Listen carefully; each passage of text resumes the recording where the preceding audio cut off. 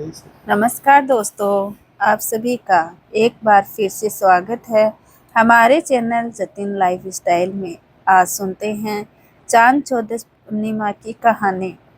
एक समय की बात है, किसी नगर में एक साहूकार रहता था जिसकी दो बेटियां थी। दोनों ही बहुत धार्मिक प्रवृत्ति की थी।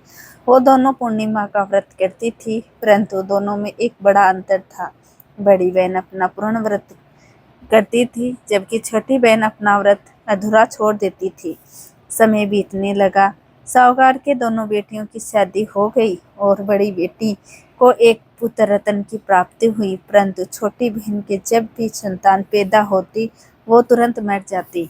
इस बात से वो बहुत दुखी रहती थी। एक समय साहूकार अपनी छोटी बेटी को लेकर एक संत के पास गया और उन्हें सारी बात बता दी। तब वह संत बोले, जब भी तूने चौदस पूर्णिमा का व्रत किया, उसे हमेशा अधूरा छोड़ दिया, जिसके परिणाम स्वरूप तुम्हारी संतान पैदा होते ही मर जाती हैं। तुम चौदस पूर्णिमा का व्रत पूरी विधि विधान से पूर्ण करो। इसके बाद छोटी बहन ने ऐसा ही किया। कुछ समय बाद उसके घर एक पुत्र का जन्म हुआ।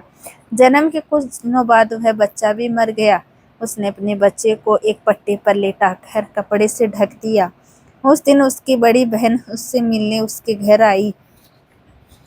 वो अपनी बड़ी बहन से बोली, बैठो दीदी। जब बड़ी बहन उस पट्टे पर बैठने लगी, तभी उसके पल्ले से छूते ही वो बच्चा रोने लगा। यह देखकर बड़ी बहन नाराज होकर बोली, तुमने बच्चे को यहाँ लिटाया है और मुझे इस पट्टे पर बैठने को कह दिया। अभी से कुछ हो जाता तो मुझे पर तो कलंक लग जाता।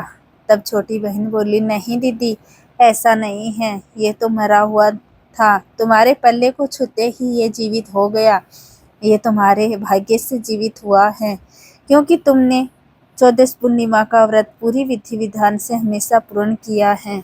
जब यह समाचार नगर के राजा को मिला तो उसने पूरे नगर में ढिंढोरा पिटवा दिया कि सभी नगरवासी चौदस पूर्णिमा का व्रत अवश्य करे। हे भगवान विष्णु, कथा अधूरी हो तो पूरी करना, पूरी हो तो मान करना। तो दोस्तों, ये थी चौदस पूर्णिमा की कहानी।